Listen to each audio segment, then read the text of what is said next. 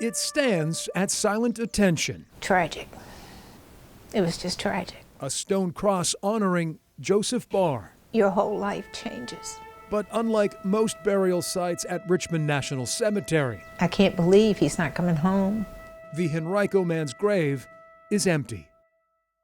He is probably 7 or 8. Barbara Gilliam holds tight to memories of her younger brother. Everybody loved him. He was just really sort of a fun-loving young man, little boy. Memories are all that remain. We sort of felt like we had each other. To this day, Barbara wishes she could have protected her only sibling a half-century ago. He had decided he wanted to become a state trooper just before he left. At 20, the Highland Springs High graduate joins the U.S. Navy. I think it gave him confidence. I think it taught him discipline. February 1968, Joseph and 98 other crew members sail from Norfolk on the USS Scorpion. The nuclear-powered sub's destination, the Mediterranean, for a 3-month deployment against the backdrop of a simmering Cold War. They were on a mission. And the mission was following Russia. In May, the Scorpion skipper radios ahead. The sub is returning home. On the 27th, families wait anxiously at Pier 2 at Naval Station Norfolk. The sub never appears and never will. I had gotten home from work and someone called me. Something catastrophic happened under the sea. The nuclear attack submarine, USS Scorpion, SSN 589, has been reported overdue at Norfolk. The nuclear sub is overdue in high seas, the USS Scorpion, with 99 aboard, last contacted May the 21st. The Navy launches a massive search by air and sea.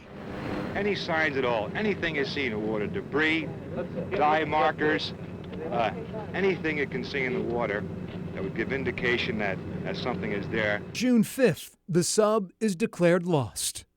Barbara's fading hope turns to grim reality. Submarine hunt still fruitless. 5 months later, in October of that year, the Scorpion's wreckage is found off the coast of the Azores. It was just really bad. You just don't believe it could ever happen to you or your family. The sub's entire crew, 99 souls, including Barbara's brother Joseph, rest 2 miles below the surface. I'm sorry. Questions still linger about what happened. A mechanical failure, rogue torpedo, or something more sinister. The Navy never will say it was torpedoed by Russia. In my heart, I know that's what happened to them. I can feel it. The sinking of the Scorpion remains one of history's biggest maritime mysteries. And all the families and what they went through, it really is a tragedy. All of these years later, Barbara still harbors ill feelings. I really don't like to go to the beach. I just don't like to go to the water. To me, it's his grave site.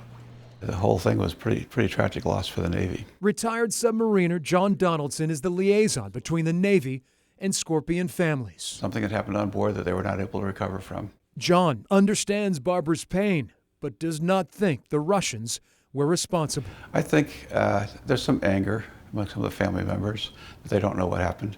It's natural.